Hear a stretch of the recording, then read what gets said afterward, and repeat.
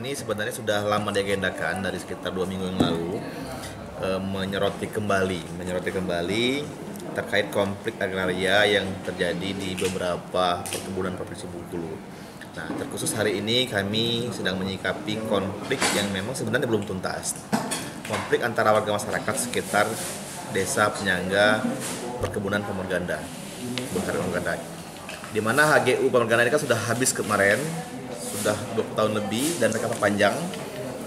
Di sana ada hak masyarakat minta dikembalikan ke warga 20%.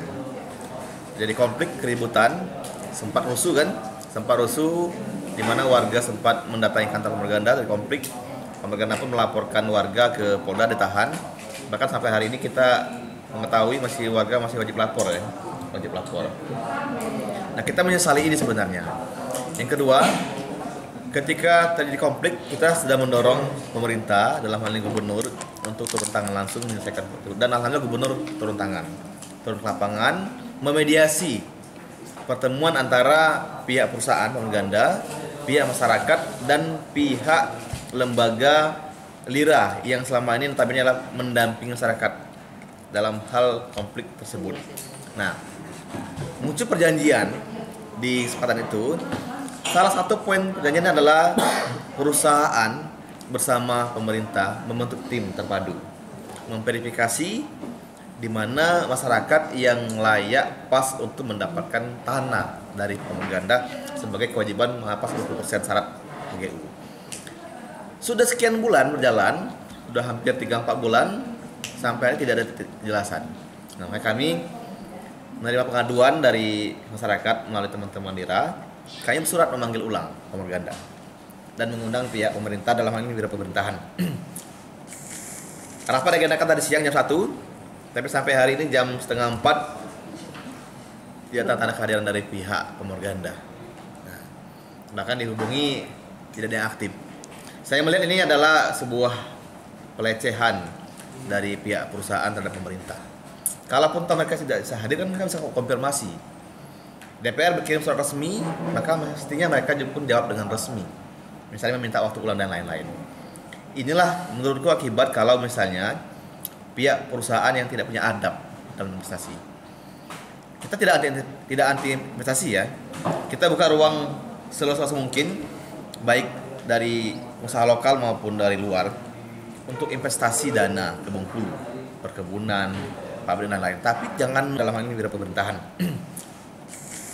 Rapat diagendakan tadi siang jam 1, tapi sampai hari ini jam setengah 4 tidak tanda kehadiran dari pihak Pemerganda.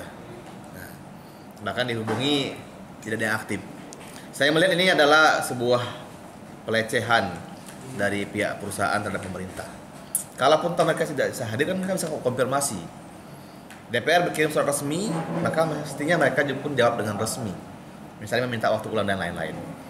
Inilah menurutku akibat kalau misalnya pihak perusahaan yang tidak punya adab dalam investasi. Kita tidak anti investasi ya. Kita buka ruang seluas mungkin, baik dari usaha lokal maupun dari luar, untuk investasi dana ke Bengkulu, perkebunan, pabrik dan lain. Tapi jangan menghilangkan kaidah aturan hukum undang-undang negara kita, perda yang dibuat. Kemudian kita nih punya budaya timur, di mana bumi dipijak, situ langit dijunjung. Jangan mereka mentang-mentang bukan pribumi Bengkulu, seenaknya mengatur rakyat Bengkulu. Mereka memanen karet lalu membawa hasilnya ke kampung halaman mereka, seperti itu. Nah, itu menurutku ini menjadi pelajaran penting.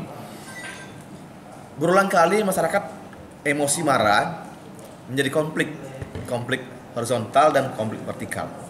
Itu gak baik dampaknya. Apalagi ini menjelang tahun 2023, akan masuk ke tahun politik, pasti konflik ini akan menjadi tunggangan kepentingan politik dan pengusaha. Saya khawatir kalau konflik ini lambat dituntaskan, ini akan menjadi konflik yang makin meluas di masyarakat. Baik antar masyarakat muncul distrust sesama mereka, maupun masyarakat dengan pemerintahan daerah. Kalau sudah muncul ketidakpercayaan publik kepada pemerintah, maka negaranya akan rapuh. Nah, jangan sampai negara rapuh gara-gara ketidakberesan investasi.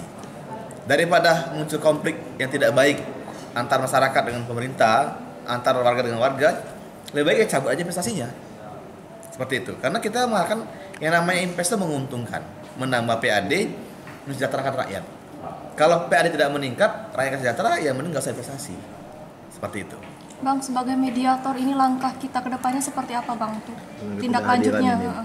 Pertama kita akan sekali lagi ulang untuk mengundang mereka ke sini secara baik-baik.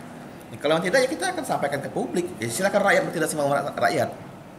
Nah ternyata memang pihak perusahaan tidak lagi menghargai pemerintah hari ini. Kalau pemerintah tidak dihargai lagi, maka silakan rakyat bertindak dengan cara mereka. Dari awal